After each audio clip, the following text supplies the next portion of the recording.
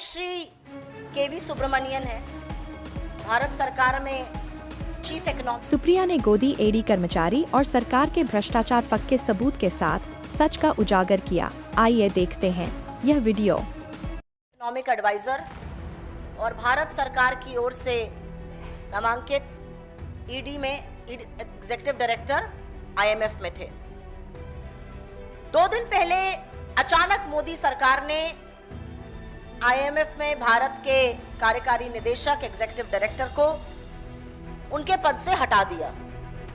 6 महीने का उनका कार्यकाल बचा था, 3 साल का कार्यकाल होता है। सरकार ने अभी तक अधिकृत तौर पर कोई भी रीजन नहीं बताया है कि इनको इनके पद से क्यों हटाया गया है, और अमूमन ऐसा होता नहीं है। 6 महीने का टाइम बचा हो यकाएक एकदम से हटा देना, ये थोड़ा सा एक रेयर स्टेप था।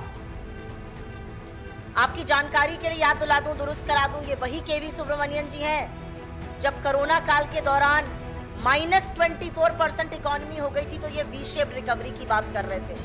ये अलग बात है कि वो वी शेप रिकवरी आज तक नहीं हुई, वो KW और बहुत सारी चीजें हुई। इन्होंने सरकार का चरण वंदन करना, इन्होंने सरकार का चीयर लीडर बनने पर ज्यादा अहमियत दी, बजाय कि सरकार को कुछ अच्छे इकोनॉमिक पॉलिसीज के बारे में या आर्थिक सलाहकार के तौर पर सही राय दे सके। तो ऐसा क्यों हुआ? यकाएक एकदम से इनको क्यों हटा दिया गया?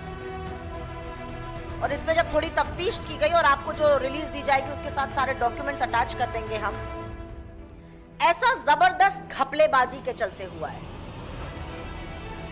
सरकारी bank, union bank of India, आप में से तमाम लोगों का खाता हो सकता है उसमें हो, उनके जो इंटरनल डॉक्यूमेंट्स हैं, उनके जो आधिकारिक डॉक्यूमेंट्स हैं जून और जुलाई 2024 के, उसमें से ये पूरी तरह से साफ है कि इन पूर्व मुख्य आर्थिक सलाहकार, फॉर्मर चीफ इकोनॉमिक एडवाइजर और जो इतने समर्पित चीयर लीडर हैं मोदी जी के, उन्होंने एक किताब लिखी थी जो वो मोदी जी को दे रहे हैं, इंडिया एट 100। इस किताब की 1 नहीं 2 नहीं 2 लाख प्रतियां यूनियन बैंक ऑफ इंडिया ने ऑर्डर करी। 2 लाख कॉपीज इंडिया एट 100 जो कि वो सौंप रहे हैं मोदी जी को। इसकी यूनियन बैंक ने 2 लाख प्रतियां ऑर्डर करी और इसका कुल खर्च करीब 7 करोड़ 25 लाख रुपए था। 3.5 करोड़ रुपए के आसपास एडवांस दे दिया गया। इसमें 1,79,450 1,89,450 प्रतियां पेपर बैक की और करीब 10,500 प्रतियां हार्ड बैक की थी। और इनका जो वितरण था, जो डिस्ट्रीब्यूशन था, वो यूनियन बैंक के जोनल ऑफिसेस, करीब 18 जोनल ऑफिस है पूरे देश में, और उनके रीजनल ऑफिसेस के थ्रू होना था। वो स्टूडेंट्स को दिया जाना था, वो उनके खाता धारकों को दिया जाना था, वो कॉलेजेस में, लाइब्रेरी में दिया जाना था। 2 लाख प्रतियां। आपकी जानकारी के लिए बस इतना बता दूं कि अंग्रेजी की बेस्ट सेलर इंडिया में अगर किसी किताब को कहा जाता है ये बेस्ट सेलर है और वो इंग्लिश में लिखी है तो वो 10,000 प्रतियां बिकती हैं। 2 लाख प्रतियां यूनियन बैंक ने ऑर्डर करी थी, करीब 7.25 करोड़ रुपए पर। ये सारी प्रतियां, जैसा कि मैंने आपको बताया, रीजनल और जोनल ऑफिसेस के थ्रू वितरित होनी थी। एडवांस 3.5 करोड़ दे दिया गया था, और जो बाकी पैसा था वो रीजनल ऑफिस को कहा गया कि जो अतिरिक्त खर्चा, जो मिशेलेनियस एक्सपेंसेस होते हैं, उसमें आप दिखा दीजिएगा। अब ये भोंडा प्रचार इनका क्यों किया जा रहा है? क्योंकि इन्होंने सरकार की लगातार गलत आर्थिक नीतियों का समर्थन किया है, उसको सही ठहराया है, और बड़े ही बेहयाई से पहले की सरकारों को गलत बताया है, उनकी आर्थिक नीतियों पर जबरदस्ती की तीखा टिप्पणी की है। इस खुलासे के बाद ये बहुत ही एम्बैरेसिंग, एक बहुत ही शर्मनाक खुलासा है। 6 महीने बचे थे तो वो अपने पद से हटा दिए गए। ये मोदी जी के बड़े जाने माने भक्त हैं। आपको याद होगा 2019-20 का वो इकोनॉमिक सर्वे जहां पर थालीनॉमिक्स की चर्चा हुई थी। अब इनको कौन समझाए कि 52% दाम तो एक थाली का, जो सिर्फ वेजिटेरियन है, उसका बढ़ गया है। और जब ये देश बेरोजगारी से और महंगाई से जूझ रहा था तो सरकार, सरकारी बैंक मोदी के चरण वंदन को सही ठहराने के लिए इनकी 2 लाख कॉपीज खरीदी जा रही थी। 7 करोड़ से ज्यादा खर्च हो रहा था। अब इससे कुछ सवाल उठते हैं। और वो सवाल आपके माध्यम से इस देश की सरकार से, इस देश के एक सरकारी बैंक से जो कि सरकार के अधीन है, इस देश के वित्त मंत्रालय से पूछने जरूरी है। क्या यह सच नहीं है कि यूनियन बैंक ऑफ इंडिया ने 2 लाख प्रतियां खरीदी? क्या यूनियन बैंक ऑफ इंडिया ने अपने बोर्ड ऑफ डायरेक्टर्स से यह पैसा, यह खर्च अप्रूव कराया था? क्या यूनियन बैंक ऑफ इंडिया ने अपने रीजनल ऑफिसेस को कहा कि आप ये पैसा अपने मिसलेनियस खर्चे में डाल दीजिए? क्या यूनियन बैंक ऑफ इंडिया ने ऐसा करते वक्त डिपार्टमेंट ऑफ फाइनेंशियल सर्विसेज, जो फाइनेंस मिनिस्ट्री का एक डिपार्टमेंट है, उसका अनुमति ली थी? क्या उनके पास बोर्ड का अप्रूवल था? यह हमारा पहला सवाल है।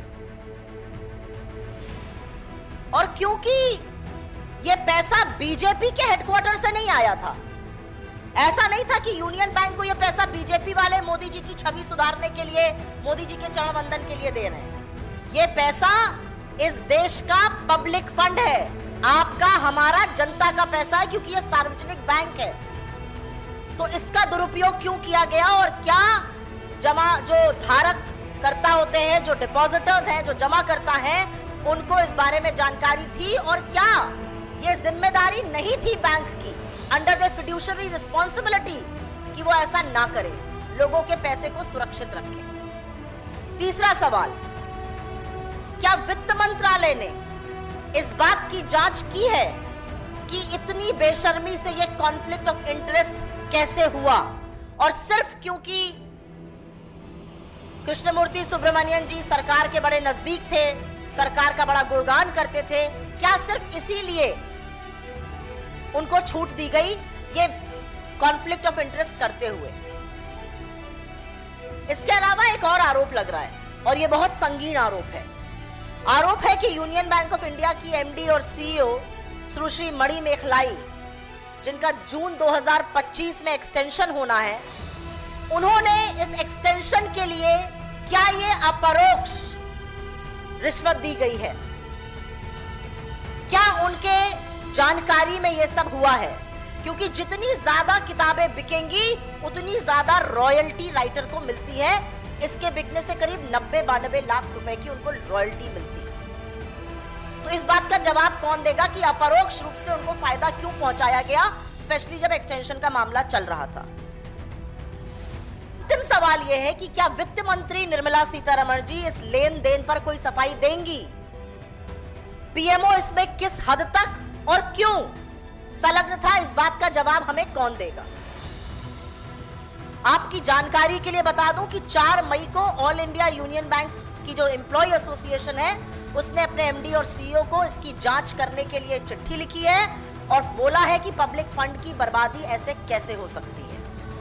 और मैं आगे बढ़ने से पहले एक चीज जरूर यहां बताना चाहती हूं, क्योंकि आप सब एटीएम इस्तेमाल करते हैं, आप लोग तो प्रबुद्ध लोग हैं, अमीर लोग हैं।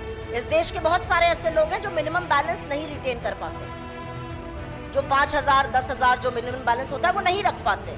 उनके लिए 2 जून की रोटी इकट्ठा करना इस समय मुश्किल है। सरकारी बैंकों ने, क्योंकि ये दिखाता है कि पहुंच वाले लोगों के लिए, चरण वंदन करने वाले लोगों के लिए, केवी सुब्रमण्यन जैसे लोगों के लिए क्या रुख है, अडानी जी के लिए क्या रुख है और आम जनता के लिए क्या रुख है।